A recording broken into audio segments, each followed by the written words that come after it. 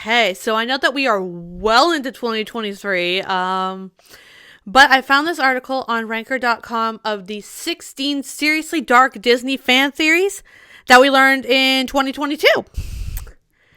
So I figured we'll take a look at them, see what they're about, and talk about whether or not I believe these theories or not. Also, these are from Redditor users.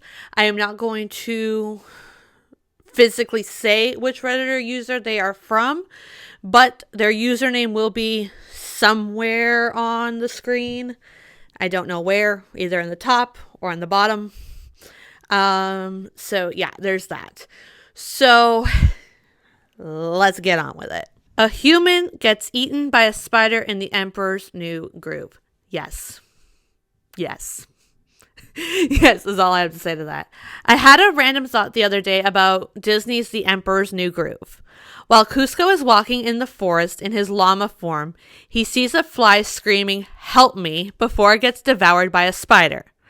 Now, this is done for comedic value in the film, but I think it's something much darker. The only animals that we see that are able to speak in the film are those that were originally human. Take Kuzco and Yzma in her cat form, for example. Neither of them are seen to be able to talk with other animals, like the squirrel, who is portrayed to communicate with squeaks, and they are left to interpret what the squirrel is saying through the gestures that it makes. So my theory is the fly was originally human. This would explain why Kuzco is able to understand its cries for help, but then it gets brutally eaten by a spider and Kuzco is left mortified. Whether or not he realized the fly was in a similar situation to him, having been turned into an animal/insect, is up for debate still. Thoughts. My thoughts are, yes, this is 100% true. The fly was a human, got eaten by a spider, and my fear of spiders just cranked up to 500. Lady Tremaine killed Cinderella's father in Cinderella. Yeah. You have to admit that it's kind of odd that Cinderella's father, who looked perfectly healthy in the movie's intro, suddenly fell deathly ill after marrying Lady Tremaine. My theory, Lady Tremaine poisoned him for his fortune. She did the same to Anastasia and Drizella's father, which is why he isn't in the picture anymore. I'm guessing she either squandered his money or she got greedy, so she set her sights even higher and seduced Cinderella's father into falling in love with her. She didn't kill Cinderella, though I'm sure she had plans to in the future to avoid suspicion. Yeah. Lady Tremaine definitely seems like the Black Widow type. Definitely buy that. Beast slaughtered the castle staff in the West Wing in Beauty and the Beast. Haven't heard this one, so this should be interesting. I suggest that once the Beast transformed from the spell, his closest entourage came running to his yells. Unfortunately, they were turned into furniture. Beast, not fully aware of what was going on, let his temper get the best of him. He slaughtered all of the furniture running towards him. I mean, I would too, probably. The West Wing is a graveyard, filled with eternal corpses from the Beast's most angry, violent outburst. A fitting place for a withering rose. It's the reason why none of the staff go up there. It's why the lord of the castle is never shown with any personal attendants, only house staff. Also, probably a good reason why they didn't show the West Wing being healed, instead skipping to show the rest of the castle that wasn't badly damaged. Wow. I never heard this one, but it actually kind of makes sense. Yeah, Beast isn't fully aware of what's going on. And so when this furniture comes running towards him, look, if furniture came running towards me, I'd probably do some stuff to that furniture too. Oh, that's dark. I'm on board with this. But also, I want to point out that this is just like a part of the theory. There is a link to this article in the description down below. And if you scroll down in the article to this theory, there is a link where you can read the full theory. I'm not going to because I don't want this video to be super long. So yeah, I'm just pointing it out there that this is just sort of like a snippet of the theory. The full theory is in the link in the description down below. Yeah. The village is as cursed as Beast Castle in Beauty and the Beast. Another one that I haven't heard of.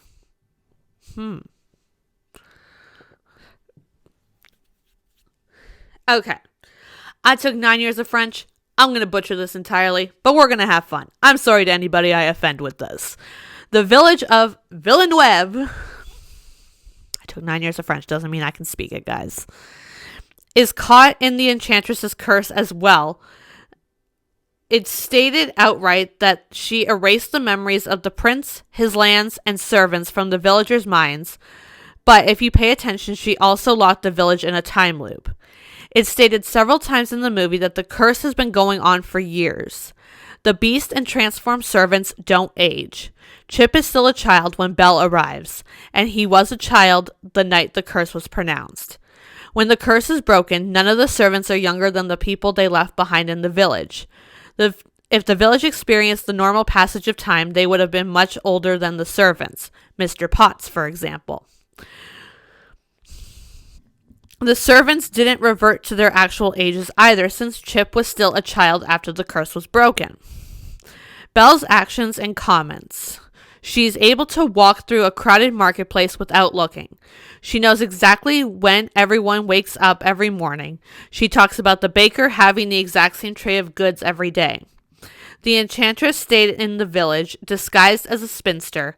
Why do that unless she's maintaining a spell on them? Gaston's comments about searching for Maurice for 5 days. Are we really supposed to believe that the whole montage took 5 days? For that to happen, either the petals started dropping off at a much faster rate, or Gaston's memory has been altered due to the effects of the loop. Belle and her father are considered odd because they change and age. They moved to the village after the curse took effect. The enchantress's magic keeps people from remembering too far back, so they don't know why they think Belle is odd, but so they make up a reason. Okay. It's hidden in plain sight, whether intentional or not, and it makes so much sense. Here's the thing.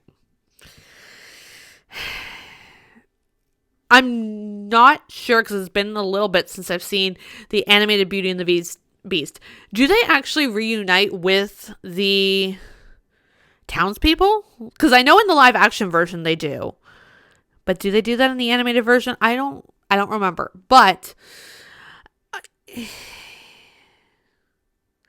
Belle being able to walk through the crowded marketplace without looking does pose an interesting angle to this theory, because while yes, things like the baker having the same tray of goods every day, well, he's a baker, so what else is he going to have on his tray other than baked goods? But regardless, no matter like how mundane your life is, you're never in the exact same spot every single time. So that poses the interesting angle to this being true. But then we got the townspeople don't know why Belle is so odd and why they think she's so odd.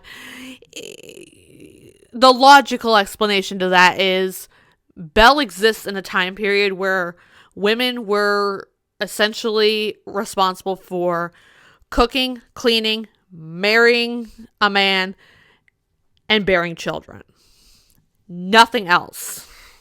So yeah, the fact that Belle is interested in reading and knows how to read is not something that the people in the town are used to seeing. Because the women just cook, clean, marry, have children. That's it. So there's things about this theory that make it seem like it could be plausible. But then there's just some where it's just like, yeah, or that's just the way it is. I don't know. I think I could believe this one. Like, it's not too far of a stretch to believe it. So that's what we're going with. Kind of believe it. Belle isn't Beast's first captive in Beauty and the Beast. Oh, go on. It's funny how I don't know any of the Beauty and the Beast theories. When the witch said he'd have until his 21st year, she meant 21 years into the curse rather than him being 21 years old. Okay, no. When the film is going on, the curse has been in swing for 21 years. No. Again, no. The Beast is in his 40s. Oh, which is much more in line with how his character acts and how he relates to Belle. Look, I think I read somewhere that Cinderella and maybe Tiana are the oldest princesses at 19 years old, meaning that Belle is 18 or younger. So, are we really okay with Belle at, let's say 18. I don't know how old Belle is supposed to be, but let's say 18.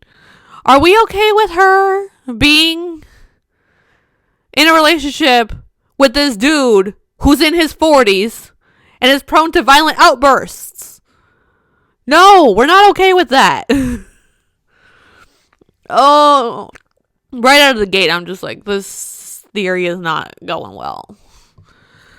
All right, Lumiere's infamous 10 years line refers to the fact that they hadn't been used in 10 years, needing exercise a chance to use our skills. He's literally saying they haven't put on a show for 10 years. Not that they've been cursed for 10 years. He implies that in the early years of the curse, either there was company or they put on shows for the prince to cheer him up. But the fact that the song is Be Our Guest implies this is something they do for guests, most likely to win over captives. They're not doing a great job of selling me on this, that's all I'm saying. But I believe other girls were held captive before Belle. Hence, he's surprised Belle didn't shudder at his paw. Possibly he experienced that rejection before. They had a room ready for a girl, the furniture had protocol for guests, and the wardrobe had clothes ready for her. Okay. I'm going to stop right here. She didn't shudder at his paw. It could be that in his time in captivity, he thought, how is a woman ever supposed to love a beast? I have a paw. If I try to, do anything with this paw, she's going to shudder at the paw because, well, it's terrifying. There's that. But also, they had a room ready for a girl. The furniture had a protocol for guests, and the wardrobe had clothes ready for her. All right, here we go. So it's possible that this room that they have for Belle and the furniture, the wardrobe having clothes for her, it could be, I don't know, Beast's mother's clothes, maybe? Maybe? Because presumably Beast had a mother. We didn't see her, but presumably he had a mother. That's kind of how things work. And especially in old-timey France here, where, the traditional family was a man, a woman, and children.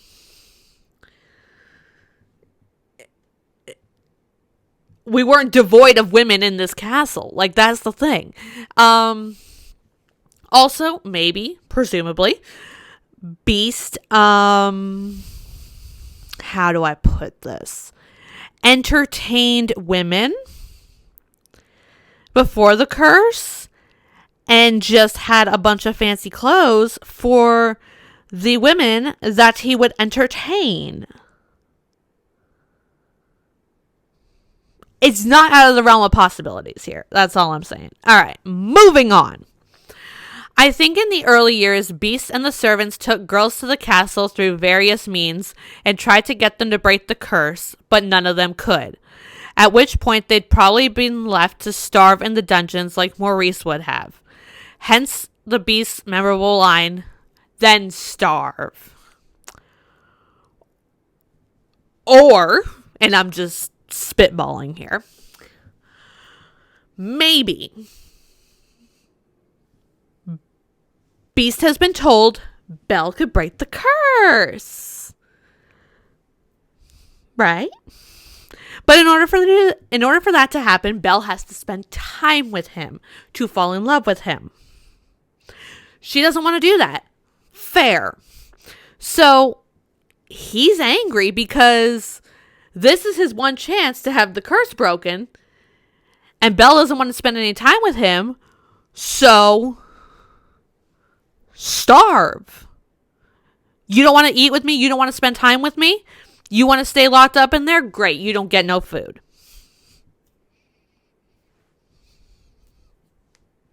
So far, I'm not sold.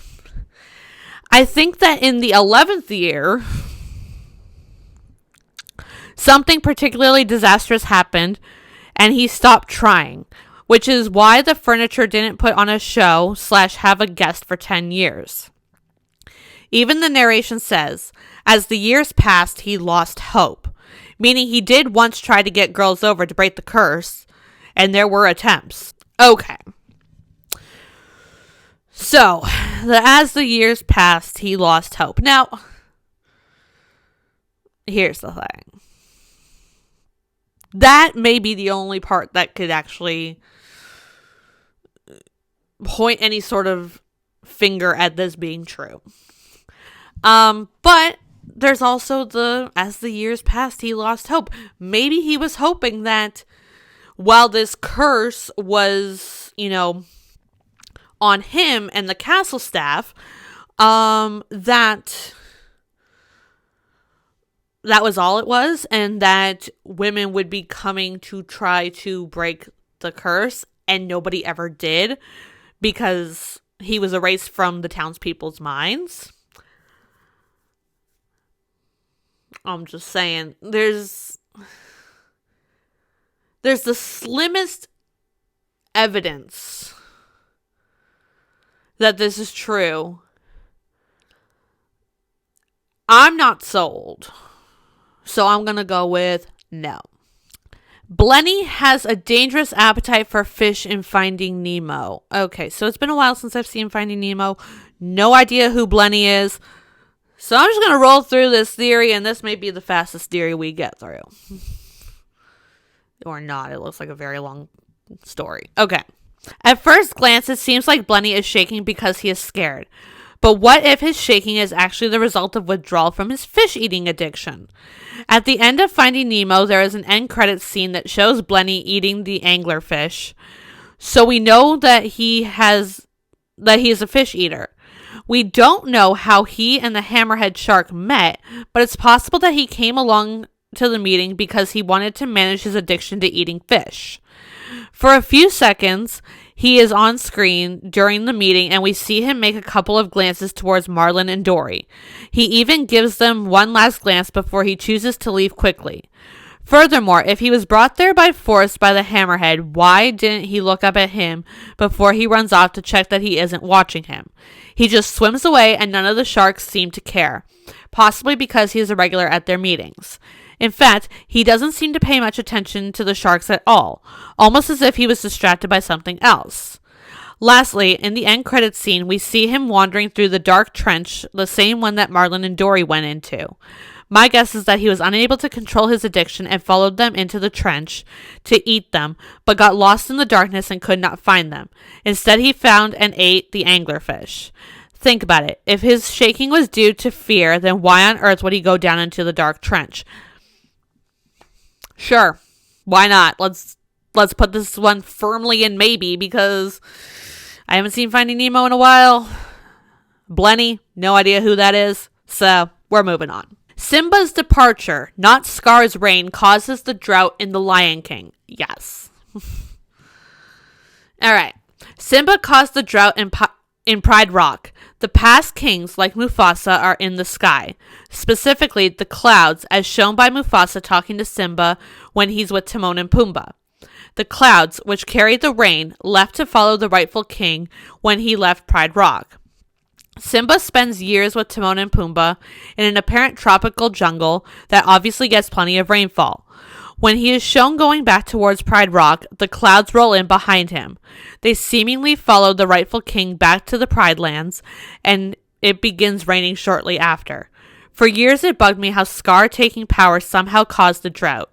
It really wasn't Scar seizing control, or the hyena population explosion, that caused a weather issue, but the rightful leader abandoning his people and taking the wisdom of the elders with him. Agreed. So, yeah, it does make sense. Like, if Simba was keeping an eye on Pride Rock, like, sort of in the shadows, then it would kind of make sense that the clouds would stop raining to, be that cute for Simba to be like, you gotta go, be king, go do your royal duties type thing. But Simba never looked back, so it's like, why would the clouds just decide, nah, we're not gonna rain here? No, they followed Simba, presumably to guide him back to Pride Rock to be like, hey, glad you're having fun. There's an entire kingdom waiting for you. So go do that. That's all I'm saying. Eeyore's depression stems from being unloved in Winnie the Pooh. Okay, so first off, Eeyore, I love you. Okay, buddy? It's okay.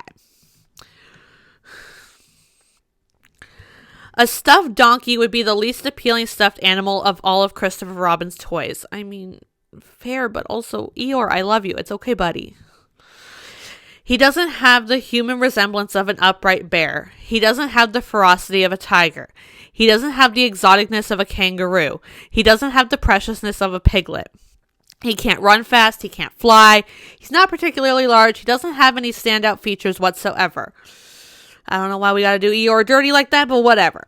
Donkeys are smaller, slower, and uglier versions of horses. Now, why we gotta do the whole donkey race like that? Yo! Donkeys are very practical animals for transporting goods, but they don't have any elements that could be considered fantastical to a child. Eeyore often insults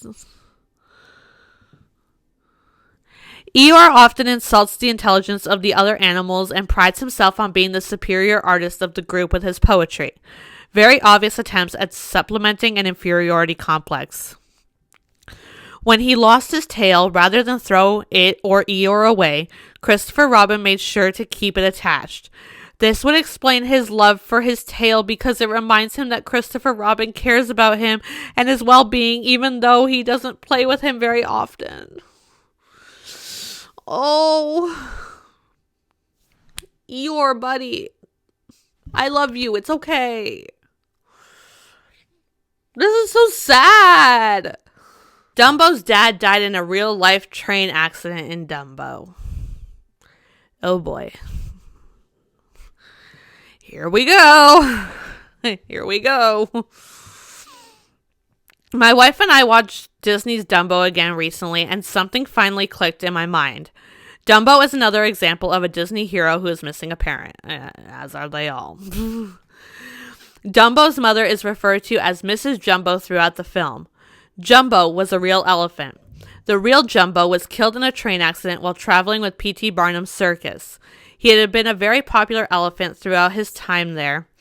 Given that the movie doesn't give an exact year, it's not unreasonable to think that maybe it was intended that Dumbo was indeed the son of the world's most famous elephant. It would go a long way toward explaining why the circus kept a deformed little elephant around, even before they knew what to do with him.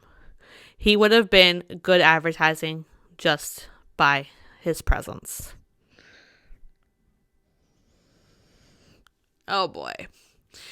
Okay, yeah, so this one's sad because it's real, and that takes all of this to a whole other level. Okay. It's believable. That's That's where we're at. Quasimodo suffers from hallucinations in The Hunchback of Notre Dame, as would anybody in that situation. I didn't think this was even a theory the first time I watched the movie. I thought everyone had read it like that before. But apparently even Lindsay Ellis didn't think about this. I mean, I thought about it, so there's that.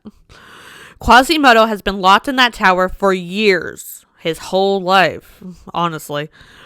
That level of isolation would probably break anyone. So, in desperation one day, Quasimodo's psyche simply locked onto 3 stone gargoyles the church had as decorations and made 3 wacky, humorous friends out of them simply to keep himself sane. Also, it doesn't appear that Frollo, despite his overall abuse, ever tried to smash down Quasimodo's childlike imagination, possibly due to neglect and Quasimodo simply hiding his new imaginary buddies for fear of execution or something. Yeah. I mean, think about it. Do they help out in action scenes? What about whenever Quasimodo's just interacting with other characters? They're in the parade at the end a bit, but they're still far away up in the tower where no one but Quasimodo would even notice them. It also makes sense that the gargoyles are so lighthearted and comedic in an otherwise bleak movie. What else would a child create to keep them from going mad with loneliness? Or rather, madder with loneliness? We do see this during the movie that Frollo has kept Quasimodo in a childlike mindset as well, lending additional credence to the theory. That's what I think, anyways. That's what I think, too. Look, I mean, it's natural for children to create imaginary friends, even if they have, all the love in the world and they have friends in, like, real life, they still have imaginary friends. So, naturally, regardless of the fact that Quasimodo isn't a child anymore, he has spent his whole life on his own. Like, he's never had love. So, yeah, he creates these imaginary friends because he needs to have something to do.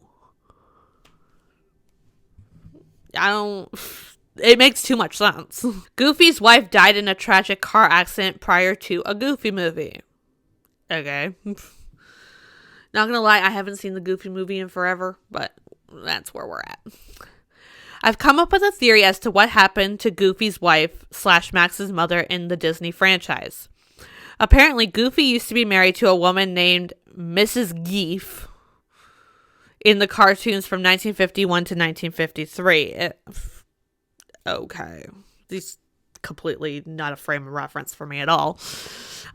She was known for being just as Goofy himself and her bad driving skills. Seems like it could have been a product of his time, if you ask me. So yeah, she could have given birth to Max and died in a car accident due to poor driving skills. Backing this theory up in Goof Troop, a Disney cartoon from the 90s, when Max asks about his mother, Goofy answers, "She's up there with the stars." This may explain why Max's mother was never seen nor mentioned in either a Goofy movie or its sequel, an extremely Goofy movie. Perhaps Goofy really doesn't like to talk about it because he's depressed over such a tragic loss. It's a short theory, sure, but there's the possible evidence. I mean, yeah. Makes sense to me. Tinkerbell is the last living fairy in Peter Pan.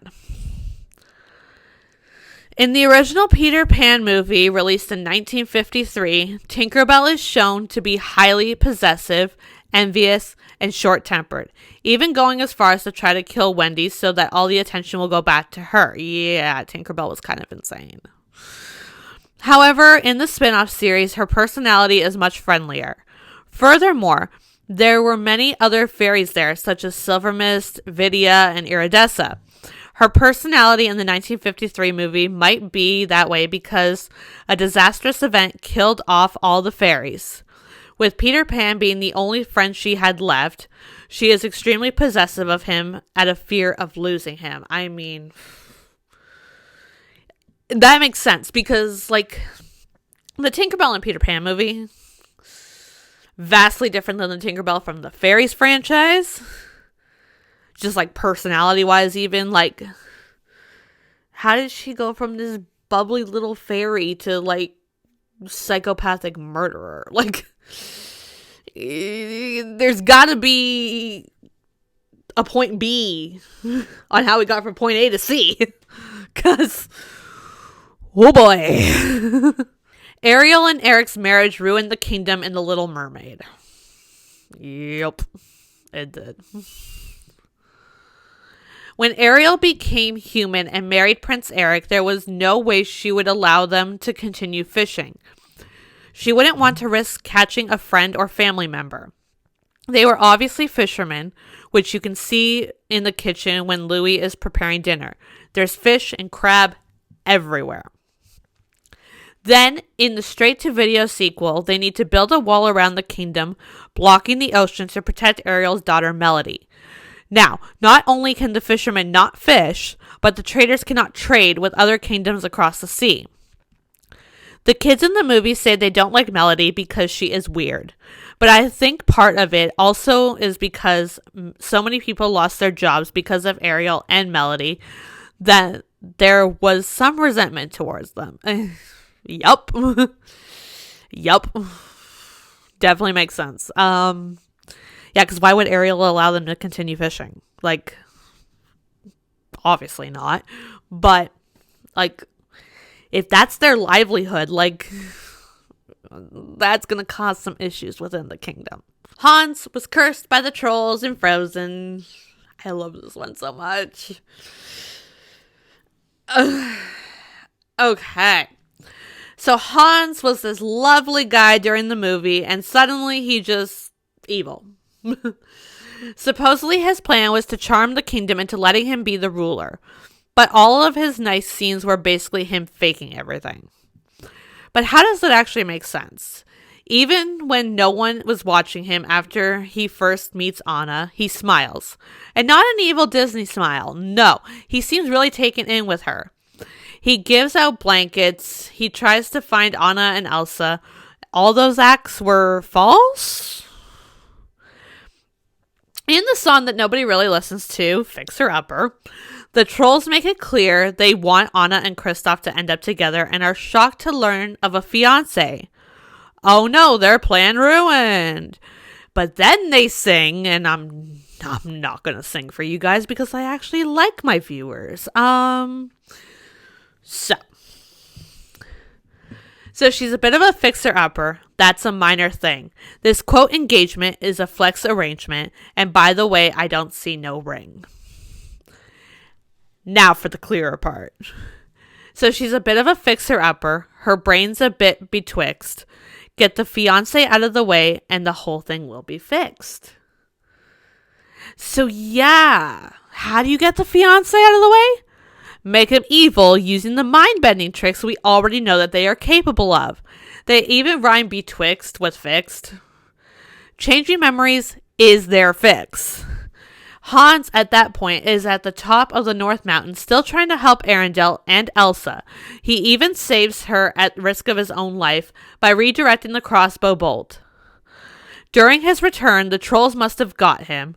From this point on, Hans is bewitched and acts evil. There is a point to be made that Hans is still understanding with Elsa in her cell, but I figure it's a ploy to return Summer.